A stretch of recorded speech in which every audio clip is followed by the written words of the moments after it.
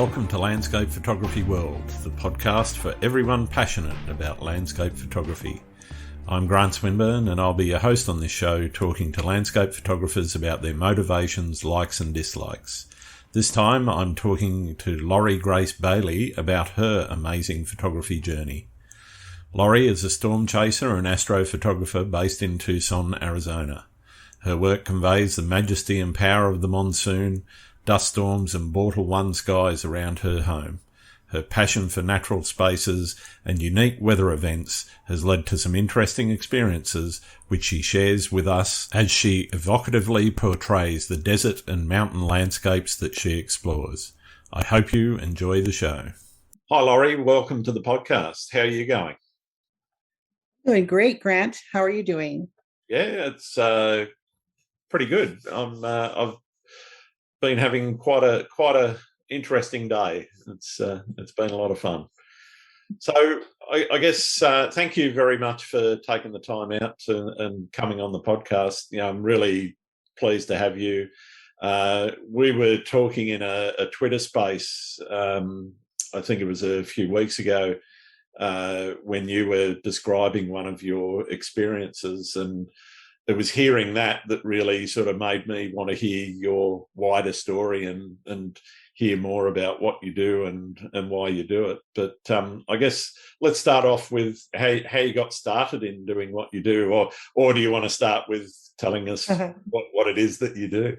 Sure. So I started off in 2015. I've always loved photography, and a lot of people have inspiration, right? They often are inspired to start photography from a friend or a family member. They're given a camera when they're young or something. I didn't. I got started. My love for photography happened when my kids were born. And like any parent, you start taking photos and more photos and more photos. And then you realize that, especially at the time in the early 2000s, late 90s, those cameras weren't the greatest. So a friend encouraged me to just pick up one of the Canon, I think it's still the Canon XT, was one of the original digital rebels, basically. And I picked one of those up with a kit lens, and I just started shooting and filling up those cards, editing in those really cruddy apps, those free programs online that you could edit. And I didn't care because I loved taking photos of my kids. And then I started pointing the camera at the flowers and the dogs and then the skies. And then, it just starts growing, and you just, you become, it becomes an addiction.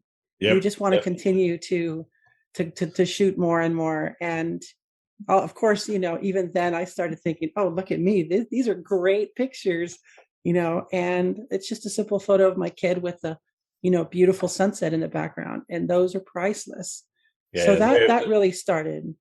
That really started my passion. The memories that you can't, that you capture with your children and everything. I've got a whole stack of original, the analog photo albums, right? Which go from when was it, 92 when we had our first child through until about 98. It's funny, the first one gets. I think she's got about 3 albums on her own. The second one has only got 2, and the third one's only got 1. I think that's the standard. It kind of drops off a little bit, and then you kind of feel guilty. Like, was there a certain minimum I was supposed to meet with the second and third kids? We only have 2 in our family, but I did the same thing. I actually had a hard drive failure. And so I literally lost all of my kids' photos from 2003 to 2008. And I did back up. I'm very careful about having backups. And I had one hard drive that failed. That was the main hard drive. And I thought, well, I'm not going to worry about it. And when I went to get the backup of all of those images, that hard drive also had a catastrophic failure in the same week. And it was just, I knew that I could have sent it in and done this and that. I did have a lot of photos. It wasn't the full collection, but I did have several others through email or whatever. But I took all of the photos that I had ever taken of my kids, and I printed them just like you said. And I had them printed and I put them in photo books, and they're in the entertainment center, just several stacks of photo books, because I don't ever want to lose them again. Digital is great, but if you don't have prints and something happens with it's the ultimate backup. Yeah. Oh, exactly. So yeah, that was how I got started. That's what gave me a love for photography. And then in 2015, I started shooting weddings and portraits and things like that. So I jumped, straight into the shooting people thing, and I loved that. Then of course I realized I got inspired by seeing other people shooting these beautiful storms out here in Arizona and in the Southwest, gorgeous sunsets. And I realized that I could use that same really expensive gear to point that at the sky as well. Yeah. And that's how things really took off from there. So I do a little bit of both. I love shooting humans. What is that saying? I shoot humans for a fee, but I shoot landscapes for free, or for That's me, right. For me, yeah, that's it. Exactly. Yeah. So what is it about? I guess the skies, you mentioned the sunsets there in Arizona, but also the storms. What is it that makes you want to go out in conditions that most people would want to hide from and stay inside? Yeah, in the United States, the National Weather Service actually has a motto that for storms, which is when the thunder roars, go indoors. And storm chasers have appended that, or have shortened that, I should say, to just say simply, when thunder roars, go, instead of go indoors, because we want to get out there. But once you start doing it and learning the ropes, so to speak, whether you're going through a monsoon workshop or just learning tutorials and doing everything you can to learn about it, you learn to mitigate risk, right? You're a photographer. You've been out in the wild. You learn to mitigate risk. You don't want to get bit by that rattlesnake or what of those ghastly spiders you were telling me about this morning. And you want to come home and learn to do it all over again. So it seems extreme, and for the normal person who hasn't ever done it before, it really can be frightening. But you learn to mitigate the risks and play smart and safe as much as possible. Of course, there's always an element of danger, but yeah, I just want to get out there and get it and capture something extraordinary. I really do. It's so fun to come home with that one shot. Even if it doesn't gain a lot of traction on social media, like people don't like it, if it's special to you, it's extremely rewarding. And that's my fuel. Absolutely. And I got to say, some of your images are absolutely incredible, and it's not just sort of the classic lightning or shelf clouds either. There's some of your sunset images and some of your, sort of more, I guess, your classic landscapes are really good too, so, kudos to you for getting out there and showing the world what this stuff looks like. Well, thank you. Are you doing photography now full time, or are you still working part time or working and Yeah. So COVID really messed up a lot of that fun for photographers. So I'm getting back into it slowly. I've had, of course, more opportunity to get out, and while everything kind of stabilizes and the economy stabilizes, hoping to continue to put food on the table is always a big thing. But even then, if I'm not out shooting, if I'm stuck at home not doing anything, it's not helping me. And so I decide to get out. There are days where I know I'm not going to capture something extraordinary, but I'll grab my gear and take my dogs, and we will venture out into the great wide open. We'll just get lost somewhere along a hillside, and I'll just turn the camera on for a time lapse, which is surprising. You never know what you're going to get, right? When you go out not expecting much. It's days like that where you're suddenly gifted with something where you're like, what is going on here? I've got this caribou in front of me and the sun's going down. Just something spectacular can often happen just because you decided to just get off your lazy butt and get out of the house. Yeah, so some of my favourite shots are those where it's either conditions or something just aligns, and you happen to be there, and you manage to capture that moment. And I think it's the story behind that you've remembered and that you take with you that I really think enhances the value of those sorts of moments and those sorts of shots, because you can always look back and remember and go, yeah, I stood there, I saw that, and that was a really magic experience. It's such a cathartic moment when you're out there and in the wide open. And I like to take my two dogs with me. I have a Norwegian Elk Hound and a German Shepherd. They're big dogs, and so they stink the car up, especially during the monsoon when they get out there in the wet mud, and then they climb back on in. And I endure the smell just because they're my buddies. Yeah. It's like having your best friends out there and watching them frolic in the open fields and just having the time of their lives is. And then me being able to create something by shooting the skies or a sunset or something that's just simple and plain is even okay for me sometimes, because then I come home and of course it's not going to solve your problems, but it sure eases the pain and it sure eases the burden that we all carry when we're stuck inside the house worrying about bills and our future and our kids and all of the things that every one of us worry about. And it's really important for me to just get out there, and it's a form of healing. Wouldn't you agree? There's a sense of healing that comes from it. It's how I clear my head from the daily stress. I mean I've got a fairly intense job in IT full time, and sometimes I don't get the time that I'd really like to spend, and there's a lot of times where I look out the window, going, I could be out there, but now I'm stuck in here, I'm watching a really cool sunset, and I know I've got another hour and a half's worth of work, and I'm not going to get out there and shoot that thing, but when I do go out, that's where it's for me, it's that pardon the pun, but focus on what you're doing in that moment, what's going on in front of you, going through the workflow process and, making sure, have I got the settings, have I got the focus on the right portion of the image, yada, yada, just making sure all of that stuff and everything else goes out the window. There's literally nothing else to think about. And, for me, that's really where that's my happy place, knee deep in water, whether it's a waterfall or salt water, nice, with the tripod in front of me with a nice sunset or a nice scene of some sort, and I can't think of any better way of spending the time.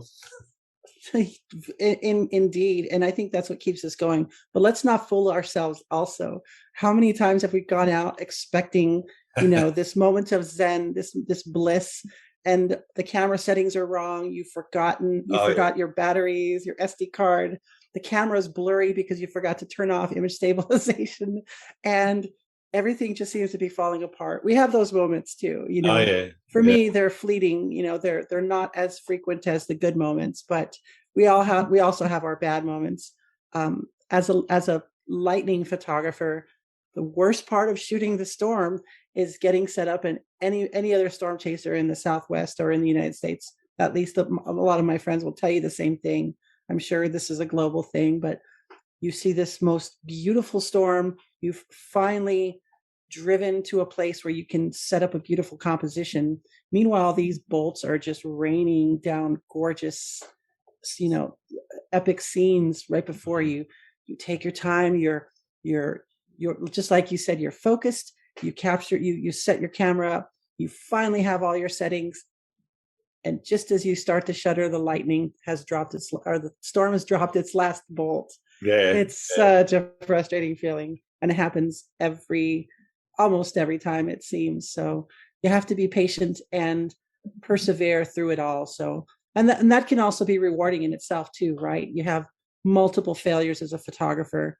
And if you just keep driving forward, man, that next success is just I don't know if I don't know if you've ever done this, but I've been many times. I've been out by myself, jumping up and down because I just captured something so exciting, and nobody else is there to witness it, Oh or yeah, else they would probably lock you up.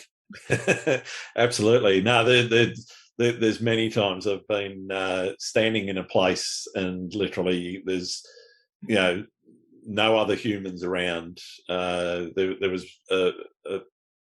a shoot I did down on our Sapphire Coast, which is about a 4 or 5 hour drive away from Sydney, and it's kind of, if you think of the Pacific Northwest in the US, it's kind of that epic scenery. Pardon me. And yeah, I was just out there in that pristine wilderness, no other people around, and the sky's starting to go off, and the water's flowing just nicely, the tide's worked out, and you're snapping away, and I'm just the happiest man in the world, and I'm But the you're not a only man one at the watching it moment. and seeing it and experiencing it. You're a little child. You're this That's little it. boy Yeah. again, right? Totally understand that feeling. I love Yeah, it. just It's fist what drives pumping. me. Yes. So sentimental. I guarantee you right now, you're thinking of one of those moments right now as well, where you're just going, Absolutely. oh, this is the best. Yeah. Absolutely. Yeah. But I agree with you. I mean, the failures are also what makes the successes even more sweet. I mean, I remember going out, and I'm about an hour's drive away from the nearest beach. I went out to do a sunrise shoot at a beach, and I got out there, got the gear out of the car, walked down to where I wanted to do, scouted a few comps, and kind of worked out what I wanted to do, and went to put the camera onto the tripod and realized I'd left the shoe for the tripod Right. on a different body back at home. I've done that before. So the way that I stopped that from happening is that I bought 1,000 of those things, Yep. and I have them everywhere. I have them in the console of my car. Yeah. I have them in my tripod case, with the little zipper on the side. I have them everywhere. I have a couple of SD cards, just that I bought the cheap ones just in case I forget those, and they're in a little pack. They're probably melted because in the Arizona desert, anything you leave in your car in the middle of the summer. I mean, I know Australia gets hot as well, but it gets around 115 in the car, or on a normal day, outside the car. So I can imagine how hot it gets. Who knows? I'd probably be afraid to put those SD cards in the camera. But in a pinch, you're not going to care. You're just going to use whatever you can. That's it. You use what you got. Yeah. Because you're kicking yourself for leaving them at home, or leaving a certain lens at home. I'm not going to need that lens. Who's going to shoot a landscape at 135, and then for some reason there is something that fits the composition perfectly at 135, and you're shooting at 12 millimeters, and you're like, what can I do? That's it. So tell us a bit about where you live and how that sort of has influenced what you shoot. Definitely. I'm a creature of the desert. I like to tell people I'm a desert bunny, and I will probably die in the desert, and I'm going to be okay with that as well. I was born in Western Texas, so if you've ever been to the States, yep, it's just wide open. There's very few hills. There's a lot of mountains. Yeah, big but sky even country, though, as they call it.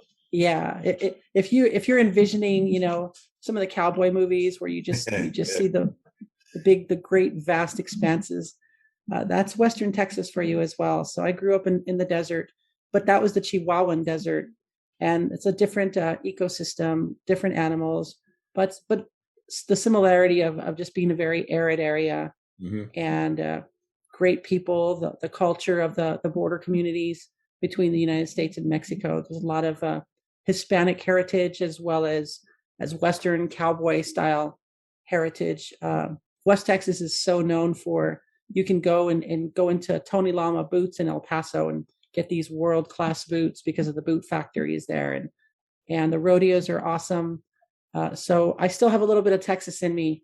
And moving to Arizona over 20 years ago, I came into the Sonoran Desert, and I discovered that it's a different desert, but there's so many similarities, and yet it has a very unique beauty in its own. Yeah. If you've ever seen a saguaro cactus, it's when you're actually in front of one and you see this giant, the typical, it looks like a giant man. It's the cartoon cactus that everyone. Absolutely, it's the Wile E. Coyote cactus in the background. Yeah.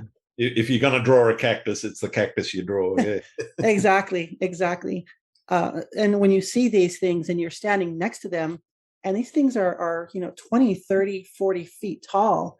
And I don't know, maybe they're not 40. I don't know. They seem 40 feet to me. They're just giants. And I like to call them giants because I'm going to tell you a secret. If you ever come out here and you want to see these things, come out here and shoot these things in the night. There is such an amazing feeling when the stars are overhead and you hear the coyotes in the desert. It really is as stereotypical as you can imagine. But as a photographer, can you imagine the low light, the dark skies, almost like the Home on the Range song, where the deer and the antelope play, it really is such an amazing, I know that's more of a Texas song, but listening or being able to be in the Arizona desert, in the Sonoran Desert at night with just the coyotes and the owls, and being in that element, that's another element that I simply have a passion for.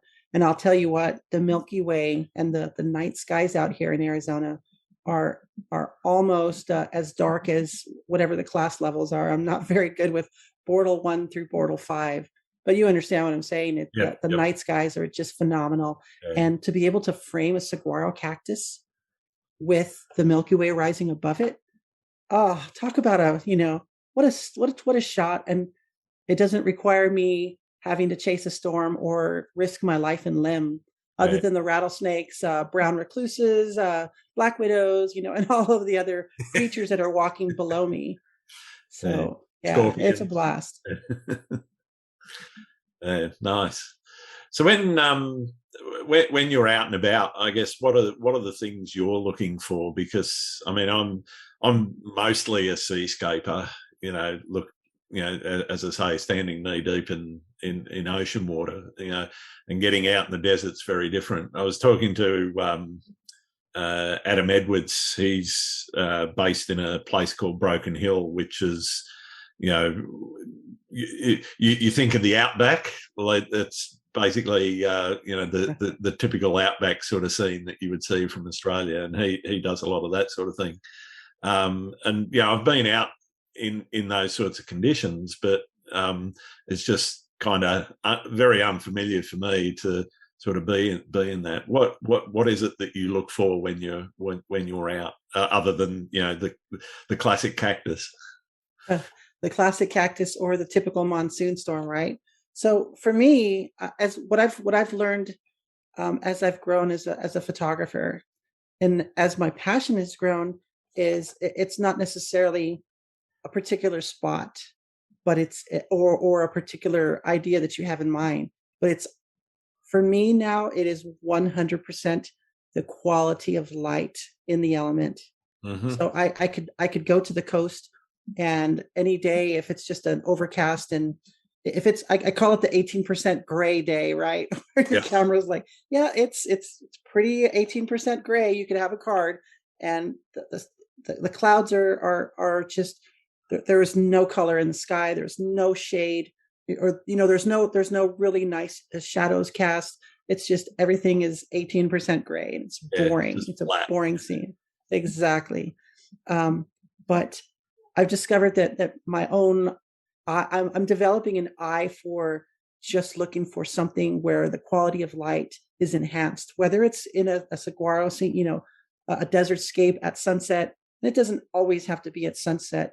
I'm pushing myself to want to capture incredible scenes in the middle of the day. But that lends itself to another problem, is dying of skin cancer by being in the Arizona desert in the middle of the day, or heat stroke, of course. But, I want to get out there, but I want to capture something that's, when the light changes, a scene or a surrounding. And so it doesn't really matter where I am. There have been many times where I don't have my camera and I see something, I see a scene, I see reflections on buildings creating the downtown area where the entire cityscape just becomes alive for maybe 30 minutes. And then it drops off and it looks just like another boring cityscape again.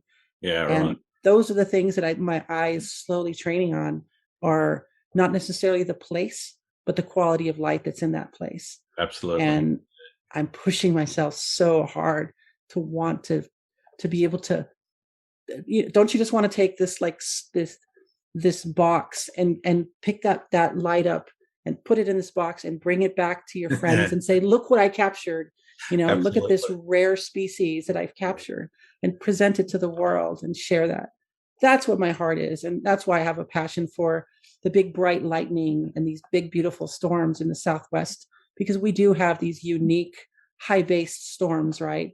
Like on the Great Plains, they have these giant supercells, but the cloud bases are so low to the ground, of course, which enhance the probabilities of tornadoes and a lot of other severe weather. But in Arizona, we don't have these bases so low usually. And so more often than not, these cloud bases are so high. So that lends itself to essentially pulling the dress back from the lightning and exposing that lightning to just show a huge clear channel come out of the sky and land. And that's what's really dazzling about it. Yeah, that's fantastic. So you mentioned it's the monsoon season, and it lasts 2 months. What are you doing outside those 2 months? Editing, editing, and editing. Realistically, I'm sitting on a few terabytes of time lapses that I have to go through. Wow. And they're just going to sit there until I get to them. So I'm actually trying to preparing to drop a collection as well. And I've been just taking my time, despite as we've discussed, the fear of missing out. I want to share this with the world, and I want people to see that excitement. I want people to see that light that I captured in a box or in a square, so to speak, you know what I mean? In a two-dimensional square. And I want to share that with the world. And I want people to be able to own that as well in a digital space in this new frontier. So I know a lot of people aren't very familiar with that space, but that's something that I want to expand into as well. And it's just taking time to edit everything and be proud of your edit, right? That's probably my biggest weakness, is I still don't know I still haven't mastered or even have what I consider a rudimentary education level of Photoshop. And so being able to adjust noise and use luminosity maskings and all of these things, I'm just scratching my head thinking I'll never learn this completely. So in addition to that, I have to take time to educate myself so I can get better, not only capture better shots, but edit them better so that it looks more pleasant, So that's what I'm doing the rest of the year. And of course, I'm doing astrophotography, trying to shoot that, going back into the desert scapes and still enjoying the beautiful weather that we have here in Arizona. And we actually have a lot of mountains as well and forests. So within a 1 to 4 hour drive, you can be actually up at about 9,000, 10,000 feet. Wow. Yeah. So it's really surprising. The entirety of Arizona isn't your typical Roadrunner and Wile E. Coyote, scene. That's pretty much just the southern half of it. That's all most people get. When somebody says Arizona, I think of that red sandstone. Exactly. the mesas and sort of Monument Valley sort of style. Right. But Arizona has some of the most beautiful forests and lakes and all of that. So it's just really a beautiful place to visit. And of course, we have the Grand Canyon, which I just want to spend. My next mission is to spend a week at the Grand Canyon, capturing day to night, night to day time lapses. Oh, fantastic. Yeah. I have to plan that, though. Yeah. Well, talking about planning, how much planning do you put into, say, a storm shoot versus an astro shoot? And what are the sort of things that you're looking at when you're planning, particularly for storm chasing? Obviously, weather reports and weather apps are going to be number one, but what's your process for saying, okay, I've got to get out and do it, and this is where I've got to be? Yeah, so like you said, of course, the weather forecasting, learning to know where the best moisture is going to be, because without that moisture content, without that surge of moisture from the Gulf of Mexico and the Gulf of California that pushes north into the desert area, you can literally we all laugh in Arizona because your neighbor can literally get 2 inches of rain and you're sitting here looking at the cloud, or looking at the clear sky and like somebody with a watering can over the top of their place, but not your That is place. so true here in Arizona. Even as you're driving, you're going, oh, I think it's going to be, oh, okay, there's the rain. And all of a sudden you have to slow down. And then 5 minutes later, it's clear and you're driving on dry road again. So wow. Learning to figure out where that's going to happen is such a delicate science. And I've actually heard many storm chasers off from the Great Plains that chase tornadoes. They come here and they're going, what the hell is going on here? I don't, I'm having a difficult time finding the storm or getting to the storm, because once you get to the storm in Arizona, most of our storms here in Arizona are of the pulse type variety, right? They pop up and within 30 minutes, they're dead. And at any given time, and at any given time, if you're at near one mountain range waiting for the storms to initiate over a mountain range, and then of course you're looking off 60 miles in the distance and see the most gorgeous storm just erupt, creating the just spectacular scenes. And then if you decide to go over there, of course, by the time you get there, it's already dead, and the place that you just left is now erupting. So it's a game of whack-a-mole with the Arizona monsoon. And after a while, you can learn to forecast better. But more importantly is, what are you going to do once the magic happens, right? I mean, once you're in the scene, now your adrenaline's kicking in and your breathing starts to fluctuate and quicken, and you have to really focus. My spouse has always been telling me to stop doing what I do, which is such a Laurie thing to do, is I get excited and I start talking and the storm is dropping. Hyperventilating. I need to get my camera. Oh crap, there's no battery in it because they're on a charger. I need to grab these other batteries and now the SD card. But did I format I have 4 time lapses on this. I didn't format this SD card. And if I start now, you know what I'm saying? And it snowballs from there. And that's like we were just talking about focus. I have to really just dial it back and take a breath and tell myself, okay, the storm's there. Get out, get your tripod, take your time, set your shot, and don't touch your damn camera. That's number 1 rule for me, because every time I touch it, I shake the camera. Don't peek.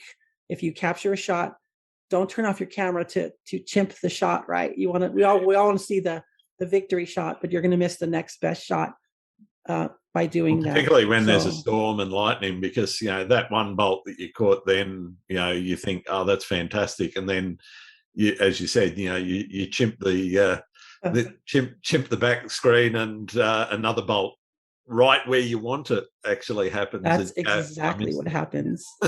So many times, so much frustration. So so the whole process for me is, once I'm at the storm, once the magic is happening, take your time, find a good composition, which is difficult because the storm is in a certain place, and now within seconds you literally have to find a good composition depending on where you're at. There could be telephone lines, advertising billboards, whatever it is, and you want to get away from all of that. And at the same time, you're actually trying to think ahead, which is the biggest thing that I've really tried to work on, is plan ahead for the next stop. Now that once this storm is done, what am I going to do in the next 15 minutes? And you're starting to plan your exit strategy as well. Sometimes it's because you're in a very remote area and the flash floods are going to block you off. So you need to stop shooting so you can get out of there. Or you're going to be stuck waiting for these flash floods before you can actually get back to civilization. There's a lot that goes on. So what about your Astro Shoots? Are you using things like photo pills and so forth to, work out where the Milky Way is going to rise and all that sort of thing? Are you doing much I planning for do. that, or are you more an opportunistic shooter? A little of both.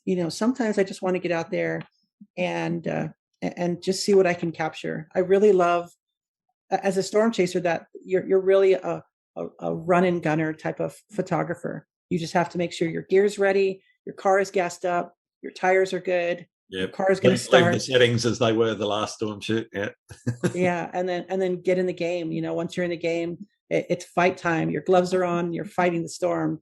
But with astrophotography, you can definitely be much more uh, methodical in your shots. So I've used photo pills. I'm not an expert at that stuff, and it seems like every time I try to get that beautiful compressed, the compression of the moon yeah, yeah. rising over a horizon of saguaros, of tiny little saguaros. Of course, I'm dialed in, and then I look, and for some reason my phone just didn't zero in on where it was rising, and I was off by 5 degrees. Oh, And no. now I just have the sliver of the moon on the right, and I'm done. Right, once that moon is off the horizon, That's you're it. Yeah, done. So yeah. It's surprising how quick it moves. Eh? it is, exactly. Or your settings aren't dialed in, so you're shooting at f7, and the moon pops up, and all you get is this big white Oh, chunk of light yeah. beaming into your camera. So yeah, lots of failures, but it's a lot. You can still be much more methodical, especially with the Milky Way. I use an app on the iOS called Sky Guide. Have you ever used Okay. that? I absolutely love that. And you can fast forward to see how it's going to look over time. I've used that ever since I started shooting astro, but I'm by no means an astro expert. But the cameras that I use sure do help a nugget like me get better at capturing astro, because I do have the Sony A7S III, and that is such a phenomenally beautiful low light camera. Of Mm. course, it's primarily a video centric camera with the 12 megapixels, but low light is just astounding at 50. What is it? 51,200 is Yeah. still incredibly clean. And I also use the Sony A1 as well, and Yeah, that's really even 12 good. megapixels though is certainly good enough for, you know, you could probably blow that up to maybe an A2 sort of size, maybe not Right. A1. A1 you could probably get away with if you were careful, but if you're printing at all, um, you That's know, exactly it. the thing is most people experience this online, so you know the size doesn't matter. The megapixels really doesn't matter that much. It really doesn't. I've captured many lightning photos that I've posted um, on online using the A7S III, and they're just as stunning. And I've never heard someone say, I think it needed more megapixels, Laurie. Can you use a better camera? That's it. Yeah. Nobody knows. And so, I'm happy with it. And as well, and I do have the Sony A1, which is just a phenomenal camera through and through. That's my investment into myself, was getting that. And I have to somehow earn it back. Mm. It The gear that we buy, it shouldn't just be for fun unless you have money to burn. And I That's don't know it. many people that can do that. No, it's an expensive addiction, as you called it earlier, And I was talking to somebody about that on the podcast a few episodes ago. Is that you do you can get sucked into that, the latest and greatest gizmo or gadget or whatever, whether it's a What do they call it? star Gas? tracker or whatever, What is a gear acquisition syndrome? Gas? yeah, gas. Yeah, you can get sucked into that very easily, and some of it's a bit of FOMO as well, Oh But yeah, then there are also the things that you go, okay, I've absolutely got to have that because this is a gap that I've seen, and something that I really need to look at, to take my photography to the next level. If I up the body or get a better piece of glass, or get some expensive filters or whatever, absolutely. It should be focused on the tools you need versus the exactly. the Yeah, the excitement over a product. that's it. Yeah, it doesn't matter. It I always liken it to that tool and analogy. It doesn't matter how big your hammer is if your nail is only a quarter of an inch long. Very true. I don't need a And hammer for that. I've actually I've had friends that told me, well, I have a Canon 60D and it doesn't meet my needs. And then I tell them, do you have a nifty 50? Because I will show you some secrets, get some good glass, put it on an older body and watch the magic happen. Exactly. Of course, the low light capability might not be there, but if you're shooting daytime and you're just wanting to be an entry level photographer and not spend $15,000 on gear, pick up an old Canon XT or an older T2i or whatever those are called, or the Nikon bodies, and just invest a few $100 into some relatively inexpensive primes, and your passion for photography will just skyrocket without breaking the bank. And that's particularly if you're not taking that gear to its extremes. If you're shooting within its range, even a kit lens, if you're shooting around that f7 to f11 sort of range, and your sensor doesn't have to be the biggest and best and the greatest. It can still be on an old 60D or even a 500D or a 600D or something like that. And you can still take great photos because you've actually thought about the quality of the light, because of the composition and the elements that you've brought together in that image, and the way that you've post-processed it. You don't need really, really expensive gear to come out with fantastic photography. That's so true. And what I've learned most in all of this is the best tool is the one that you have in your hands at the moment. Yeah. Oh, my shattered screen iPhone is still capturing amazing images now, because sometimes that's all I have. And of course, I'm regretting not having my better gear with me. Sure. But at the same time, I have an iPhone with me, and I still have an opportunity to capture something, to capture the moment. So freaking use it. Don't be afraid. And don't let anybody tell you, oh, you just have a stupid iPhone, or you have this 5-year-old cruddy, crop sensor with a kit lens. You can't take good photos of that. Don't listen to any of that, because I promise you, give me an old crop sensor, 5-10-year-old camera, and I promise you, if you want me to capture something great, I will push myself to do so. So yeah, totally with you on that. Do you run any workshops at all, or are you sort of just going out and doing it for your own enjoyment? Yeah, so I'm getting into that. The last couple of years, I've had a couple of small workshops where I end up taking a few people who want to see the same things that I do and want to learn my technique.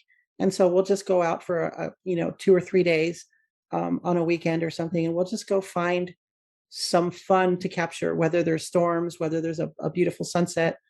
My last workshop, we were actually trying to shoot sprites in approximately 100 miles away in Mexico, but the cloud cover just didn't lend itself to it. And you have to have really unique conditions to capture a transient luminous event like a sprite.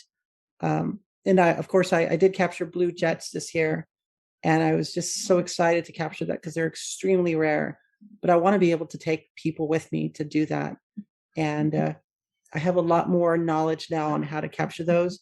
So even in future workshops, as those grow and as I incorporate more workshops into my career, I want to be able to take people to capture something that's not only extraordinary, but now very rare and unique too. It's an exciting path that I'm currently charting, a course that I'm charting for the future of what I'm going to do. For those that don't know, what are sprites or blue jets? Yeah, so it's so fun to capture lightning that you see in most of my images, but a lot of people don't know that there is something. There is a lightning discharge in quite often in larger thunderstorm complexes called sprites. There's several of them called lumped into what's called a TLE, or a transient luminous event. And if you Google that, you're going to go down this really amazing rabbit hole of of something that's going to blow your mind. And there's actually this electrical phenomena that happens above the storm, right? And sprites actually often look like jellyfish or angels, red angels or jellyfish that happen above the storm in the ionosphere. And blue jets actually are ejected into the stratosphere, and they're bluish and purple. And if you're ever able to see these, either capturing them on camera or seeing these in person, it will change your life. There's something so unique to seeing these things shoot out above the storm from a complex that's 100 to 150 miles away. You're sitting there in clear skies getting engulfed by mosquitoes. There's no storms above you, but yet you can capture this unique event with the right camera, with the right settings, and you're shooting really wide and in very dark conditions. So you do need in this instance, you need a camera that lends itself to low light capabilities. You're shooting at ISO 6400 at least, sometimes 32, but 3200. Yeah, not ISO 32. This is where spending a bit more money on your gear actually helps. Yeah, exactly. But being able to capture these things, I just recommend people look up Paul Smith, because Paul is the absolute sprite king. He seems to capture every sprite in the United States that does not everything north of Mexico. I tend to point my cameras into Mexico or near the U.S. border, just because of where I live. And we do get those complexes over here, but they're nothing as dazzling as the sprites that occur over Oklahoma and Kansas. Yeah, just phenomenal work. It sounds really cool, and I think if people want to get to see that sort of thing, I think it'd be great if they could get out into some workshops and experience that. That'd be fantastic. No doubt. And there's never a guarantee. You have to, again, whether you're just going out to capture something from 5 miles from your home or not, you're not going to capture anything unless you get off your butt and get out there and do it. Absolutely. So, yeah. That's the key. You've really got to get out there. So what's the most memorable experience you've had when out shooting? I've had many. I had a lightning bolt that I've posted and I'm hoping that people can actually see it if they go back and look up at some of my work. But I posted that today, even, of a lightning bolt that struck so close. I was still miles away. I think I was at least about 7 to 8 miles away from a storm that was a severe warning storm that was dropping a lot of rain east of Nogales, Arizona. And I was pretty far away, but the storm was slowly moving towards me. And if you've ever heard of a bolt from the blue, or a clear air bolt, these are lightning bolts that just shoot way far away from a parent storm and will land seemingly in the middle of nowhere. Like you'll just be sitting there with the sun, you'll be playing a game and this lightning strike will happen. And this bolt from the blue came out of the top of the storm and landed approximately 50 to 75 yards away. And I had my cameras trained in that direction, and both cameras captured that bolt, that strike. And you can see where the orange fireball, where it strikes the ground, and the thunder crash was instantaneous. And I thought I was dead. I thought, wow. And there, of course, we're reacting as soon as as soon as you see the lightning and hear the thunder, we're reacting to it. Action is too late. That happened. React to it. You're struck by, and you need medical attention. You're never going to be able to react to it other than just a natural reaction. So this was so close. And the cool thing about it was I was also recording a video for my followers, talking about these positive bolts that reach out and land so far away from the storm, when one reached out and nearly touched me as well. And so I also have a video of that as well. And that was a very memorable moment. And it gave me even more respect to respect the storm and keep your distance, because those things will reach out and touch someone if you're not careful. That's phenomenal. So when you're, I guess, looking for advice or inspiration from another photographer, who's your go-to person, and what are you normally asking them for?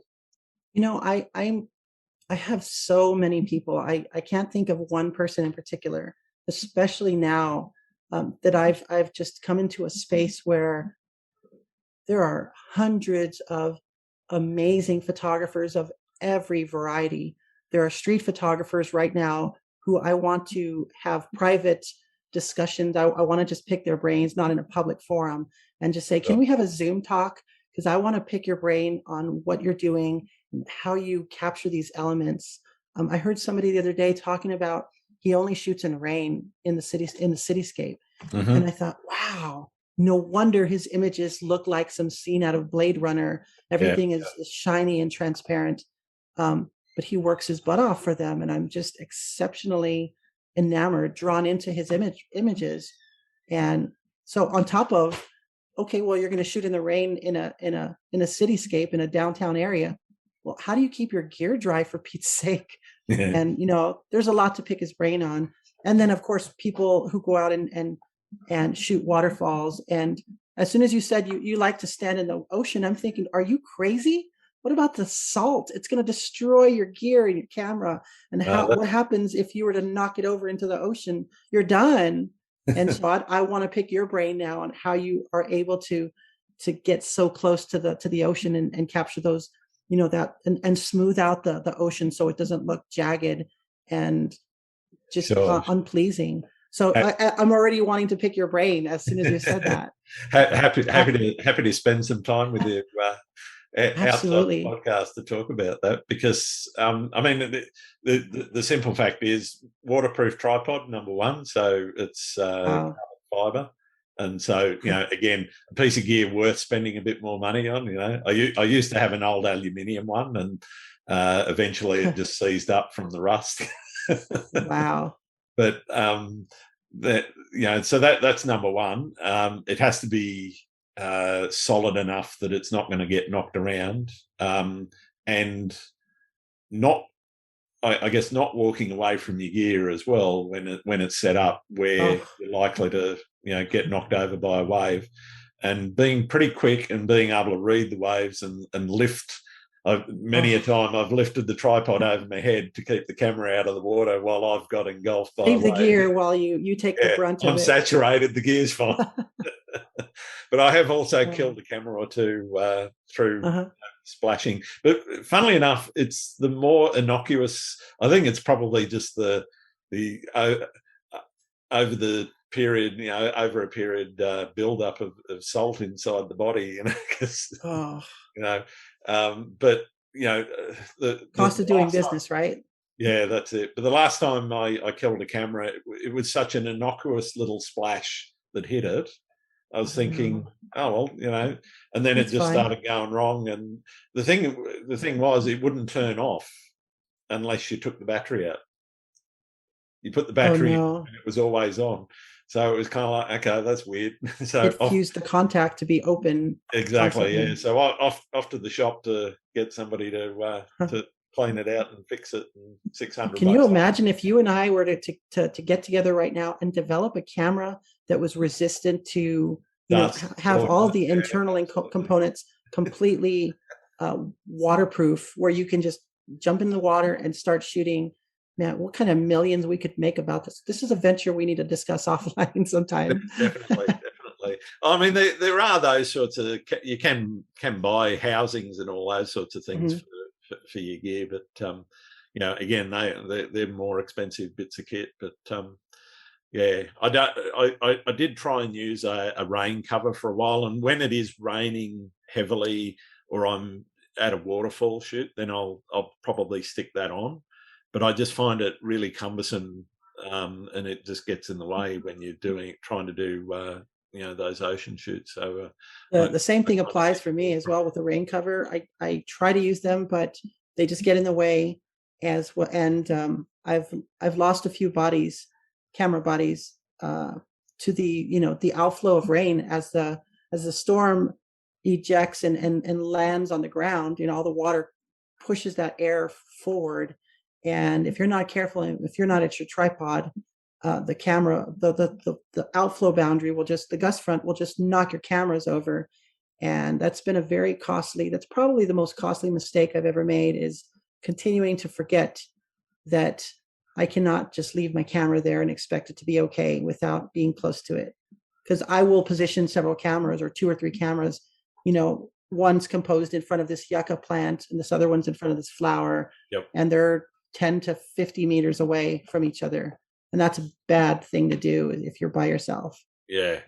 No, well, I for what I do, I literally can't do that. I did try a few shoots with 2 bodies on 2 separate tripods and whatever, but I just found it too hard to manage. And, unless you're somewhere where you're secure, dry, and it's, you're not going to, not going to get knocked over by wind or rain. It's, it's a bit of a challenge doing multi-camera, doing what I do anyway. Yeah. So have you ever hit a creative wall, and how did you handle that? That's such a great question. And I think everyone as a photographer needs to have a little introspection on that. I've met so many photographers that struggle with self-worth. Mm-hmm. And I think our lack of self-worth tends to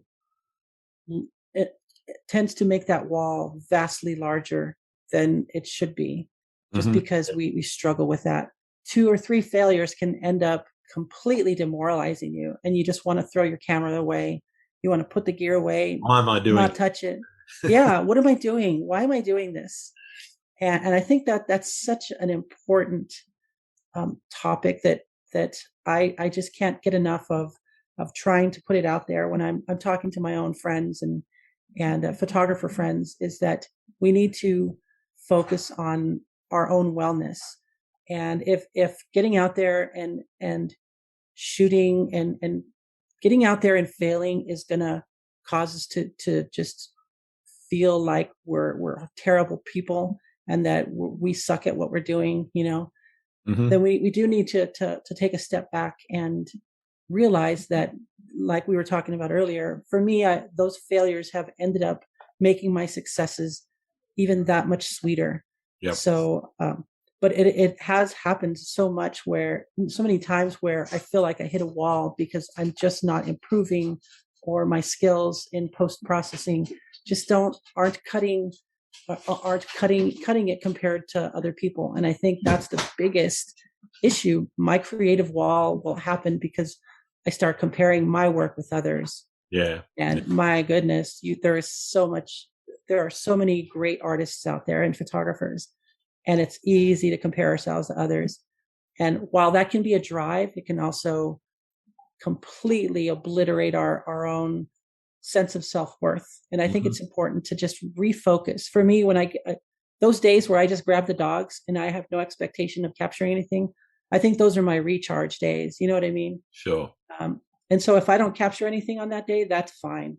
For me, that's me allowing myself to just have space to not overdo it, not push myself to the extreme where if I fail, I'm going to feel like I'm done, completely done, and walk away from it. Because that very thing that you became passionate about, in photography, again, I go back to taking photos with the crappy old, I say crappy, of course, in quotes, but an old camera, taking thousands of photos of my kids starts to come back.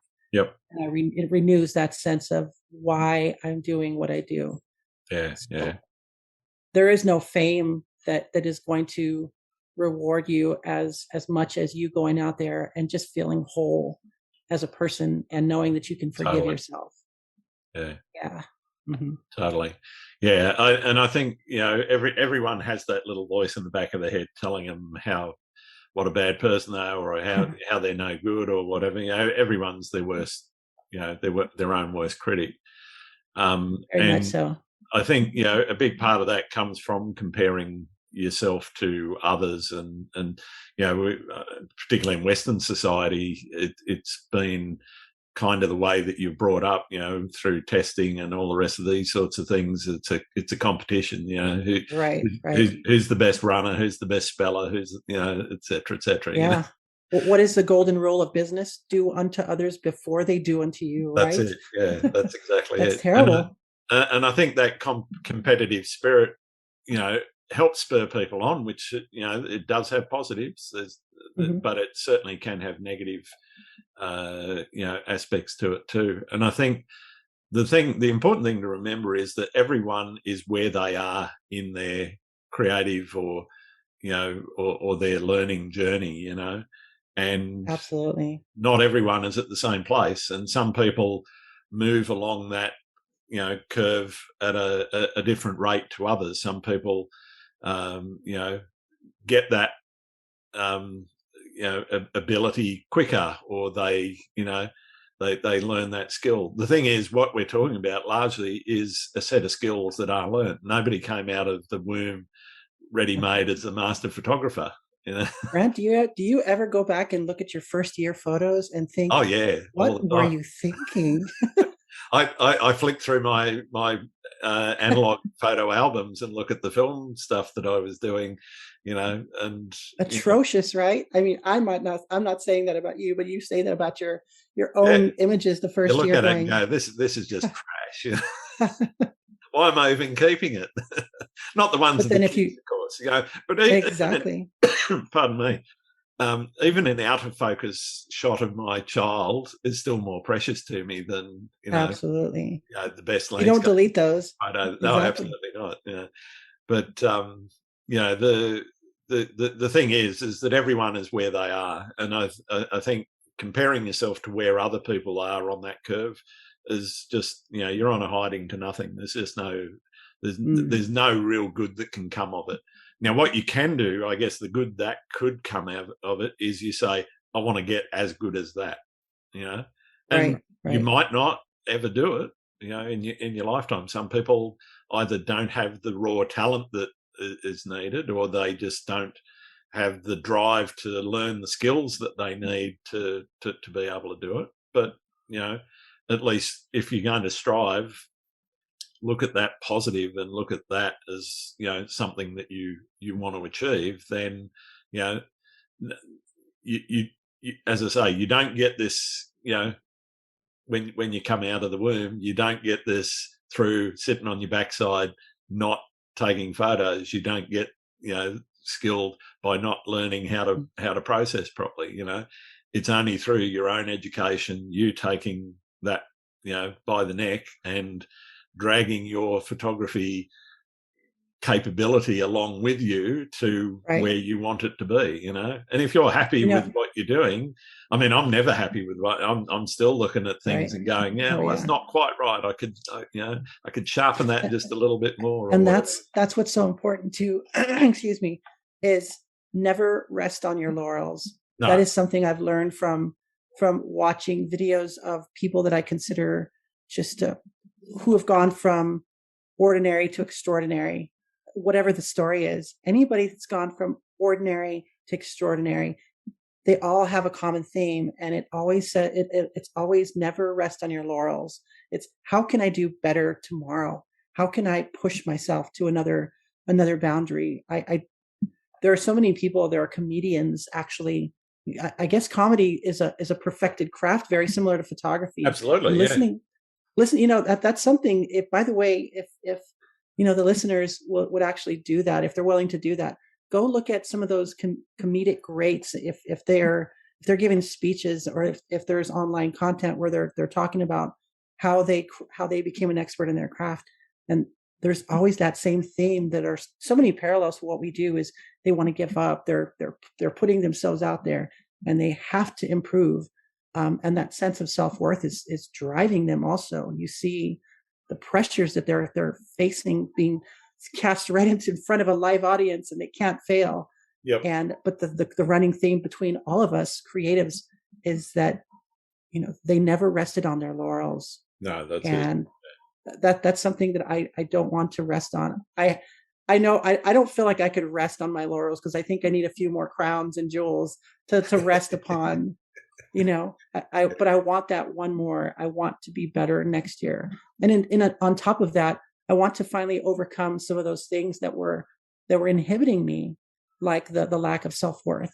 It's taken me 6 years as a photographer, and I'm not going to give you my age, but nearly half a decade of learning and grieving and healing to finally realize that I can do this and that I'm okay and what I'm doing is okay. And I don't need to compare myself to anyone. And I don't even need to be a part of that toxicity that's out there, that's just roaming around, waiting to grip your own heart, to just be free and to take those dogs that are barking in the background and just get out there and just go have some fun and recharge if necessary.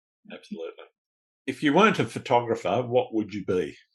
If I weren't a photographer, what would I be? Yeah. I would be, I see that you have a couple of airplanes behind you there. I always wanted to be an airplane pilot. Cool. And I always wanted to fly. Is that a 747 on the thing? I can't really tell. I think it was, I don't know, to be honest. I think it's might be an Airbus and an Airbus A380. That's it. Yeah. Okay. So I always had a fascination with the sky. Of course, I love the sky so much. I wanted to fly them as well. So I guess that was a natural course in my brain, is that I have a passion for capturing the colors in the sky. But if I weren't a photographer, I probably would be a pilot. If I had pursued what I wanted to when I was a young kid, I loved airplanes. I had these encyclopedias. Don't tell anyone, but I stole a giant encyclopedia of airplanes, of aviation, from a library, and I kept that thing. Right, and it had, you and me. Okay. Oops. Sorry, public library. I'll pay for it now, I think. But I kept the book. I never returned it because I loved it so much, and it had the wingspan.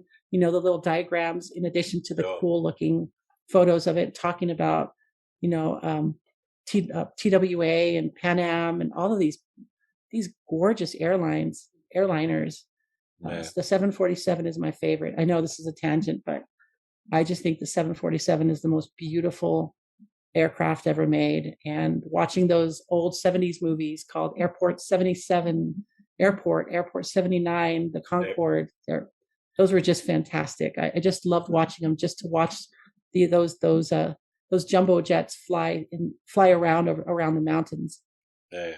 I remember as a child seeing one of those flying into Sydney for the first time, and just having my mind blown about how something that big could stay in the Absolutely. air. And now you got the A380, which is almost twice the size. Yeah. And how agile they are. You've seen, you can see trained pilots. They can nearly flip these things in the air. Absolutely. It's just astonishing how far we've come in technology. So back to photography. Are there any photographers out there that you think should be on the podcast? Who should I talk to next? Oh my goodness. Have you? I know it's a big list. I have a huge list already. So. Right. Have you seen street photographers like Cody Conk and JT and those guys? I hang out in their rooms a lot. I've been. I haven't reached out to them yet, but I've got them on my list. Cody Conk in particular. Cody's a really great photographer, but JT, for some reason, there's something about JT's images. He's probably on a space right now. He hosts those spaces all the time. But take a look at his photos. He's one of them that I can get lost in. Isn't that a great feeling when you can take somebody's photo and you haven't left that one particular image? We all just kind of, there's so many, just next. That's nice. But JT's, I will stop and I'll see someone riding a bike, and then I zoom in and I see an old lady walking across the street. And then I see something else, a man cooking, selling hot dogs or something.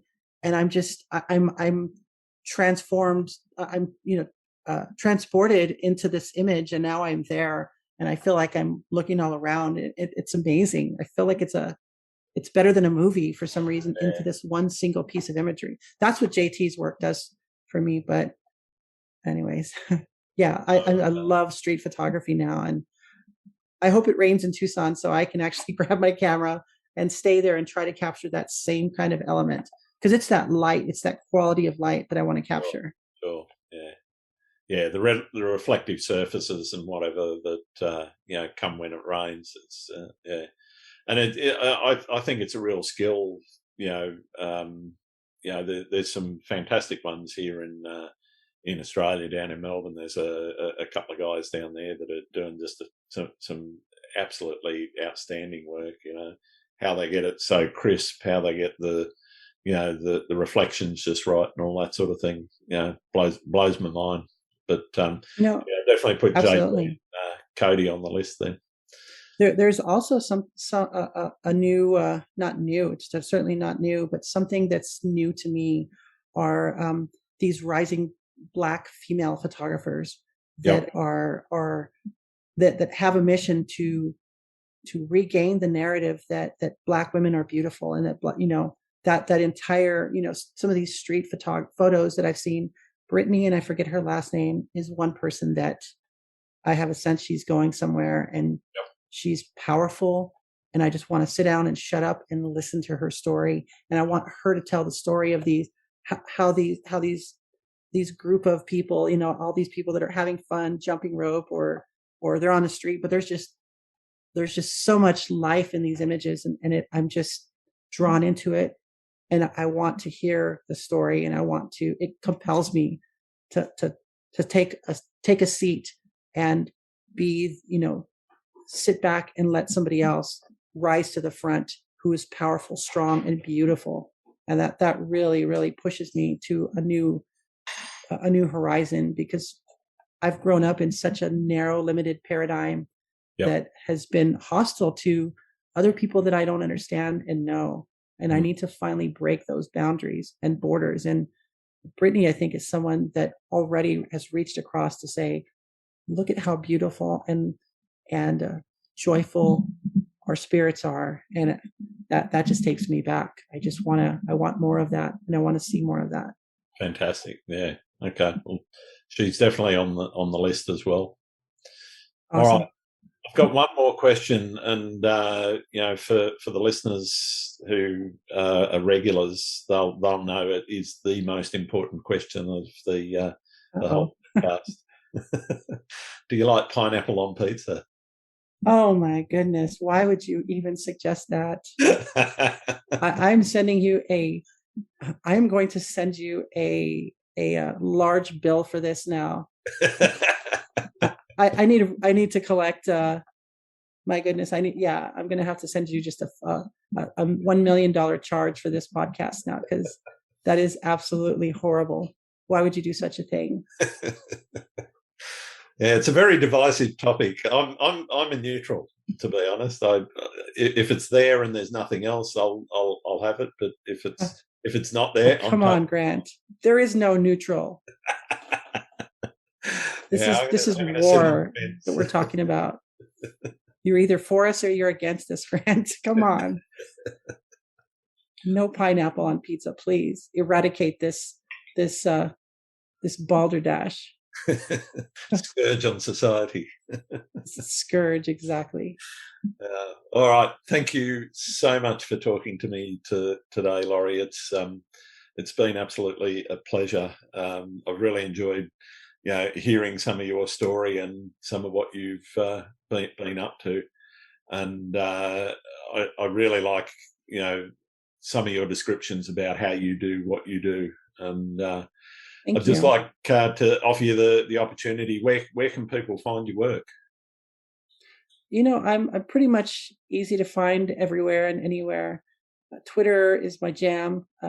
YouTube also, I do have time lapses, and Instagram I'm still pushing my photos out there as well, and pretty much anywhere and everywhere. If you just look up Laurie Grace AZ on any of those spaces, you'll find me. And the AZ is short for Arizona, of course. So Laurie Grace AZ, and you should find my ugly mug somewhere, and dive right into the world of lightning photography and my musings. And I always enjoy sharing, if it's technical aspects of photography, I'm more than willing to share. And that's what I love about this community is people are so willing to share, all of this knowledge that took you and I to have to dive into books and tutorials and maybe spend lots of money. There's so much that's free out there if you just ask. And lots of time. Right. Yeah, for sure. Yeah. So thanks for having me. It's been a blast. Thank you very much. Thank you. And hope to follow your work and catch up with you again on some Twitter Spaces. I'm sure we'll see each other around the metaverse somewhere.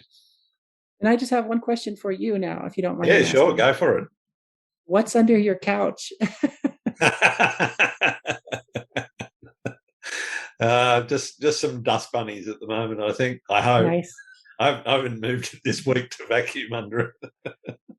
I love these inside jokes. Nobody else will ever get. It's great. That's right. No, nobody else is going to know what we're talking about.